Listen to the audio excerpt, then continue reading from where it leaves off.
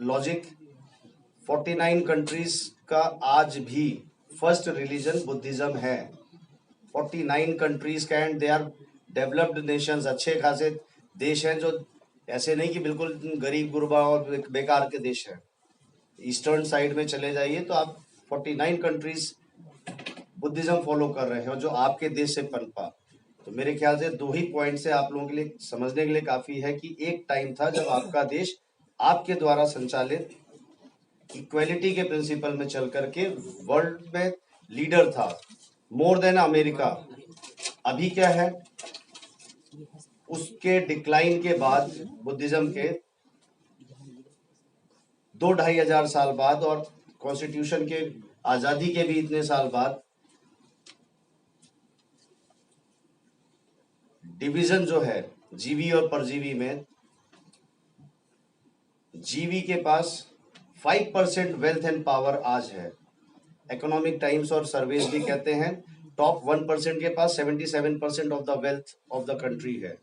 Economic में papers की और डाटास की बात कर रहा हूँ। तो मोटे तौर में अगर हम कह रहे हैं कि जीवी समाज के पास सिर्फ 5% वेल्थ एंड पावर है।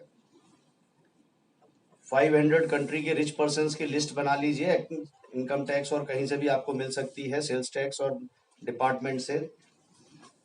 आप देख लीजिए 25 लोग आपके जीवी समाज के उसमें नहीं मिलेंगे। जीवी समाज वो है जो अपनी मेहनत से खाता कमाता है, और परजीवी वो है जो आपकी मेहनत पर बेस्ड है, वो आपकी मेहनत को कैश करता है और उसके बाद भी आपको नीचा दिखाता है कि आप नीचे हो, आप पता नहीं क्या निंदनीय हो, घृणित हो, आपको टच करना और ये करना, न जाने भगवान जाने, पूरे विश्व में कोई नहीं मानता कहाँ से फिलॉसफी, और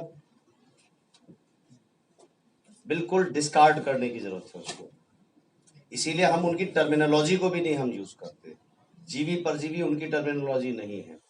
सवर्ण पिछड़ा दलित हम नहीं मानते, 4 वर्ण हम नहीं मानते। हम तो भाई जो मेहनत कर रहा है वो स्वाभिमानी है, जो अपनी अर्निंग खुद कर रहा है वो जीवी है, उसको रेस्पेक्ट मिलनी चाहिए। वर्ल्ड में जो मेहनत करता है उसको रेस्पेक्ट मिलती है, and that is a simple principal.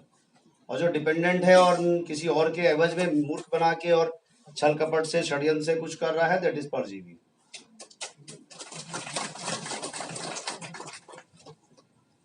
95 और 5% वेल्थ एंड पावर का डिफरेंस मैंने आपको बताया।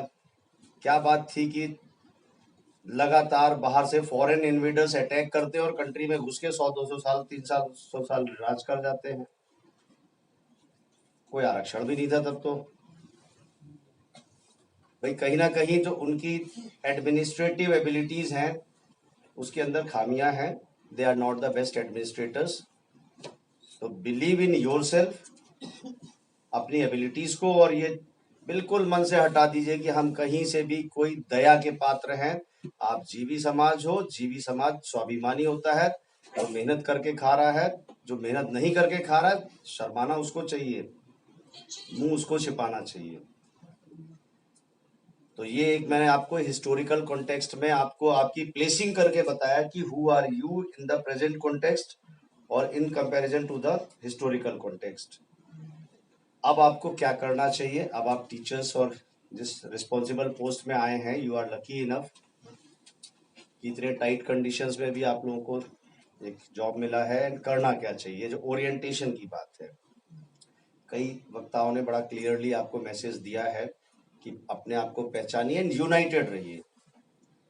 यूनाइटेड रहना सरल भाषा में मैं कह रहा हूँ कि आपस में मिल करके रहेंगे और लड़ना भी सीखिए, एजुकेट होना, और जो 3 चीजें बताई, एजुकेट, एजिटेट एंड देन उसके बाद ऑर्गेनाइज, वो बिल्कुल ठीक बात है। जिनका अनुभव रहा है उनके अनुभव को हमको फायदा लेना चाहिए। एज ए टीचर या एज ए कोई भी एम्प्लॉय, मेरा आज के टाइम में मेरा अपना एडवाइस और सजेशन ये है, एज आई फील, बेसिक स्कूलों के टीचर्स, बीएसएस आप भी गौर करेंगे इस चीज पे, बच्चे कौन पढ़ने आते हैं? 95-98% ये जीवी समाज के बच्चे हैं। कुछ इम्प्रूवमेंट अगर स्कूल्स में हो रहा है, इट्स वेलकम, अच्छी बात है। बट आजादी के अगर 70-72 साल बाद भी बच्चे जमीन में बैठ के आज भी एमडीएम खा रहे हैं, जबकि हम जानते हैं कि जमीन से 1 फीट ऊपर तक कीटाणु मिलते हैं और हमें ऊपर बैठ के खाना चाहिए। पढ़ते हैं नीचे बैठ करके। एक एक क्लासरूम में 3-3 4-4 क्लास के बच्चे बैठ रहे हैं और एक टीचर बारी बारी से पढ़ा रहा है। गॉड नोस, एक को पढ़ा रहा है, दूसरे क्लास के बच्चे क्या करेंगे उसमें। सिस्टम में ज्यादा तेजी से चेंज आना चाहिए था। फर्नीचर तक हम नहीं दे पाए हैं, कहीं ना कहीं चिंता का विषय है।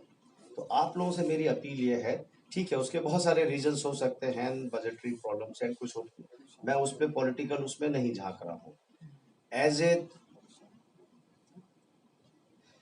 नव नियुक्त शिक्षक कर्मचारी के नाते और इस बैनर तले जब आप लोग बात हो रही है तो मैं बड़ी फिलोसॉफिकली और आपको क्लियर टर्म्स में जो अपेक्षा कर रहा हूँ, जब उस स्कूल में पढ़ने वाला 95% हमारा बच्चा जीबी समाज का है और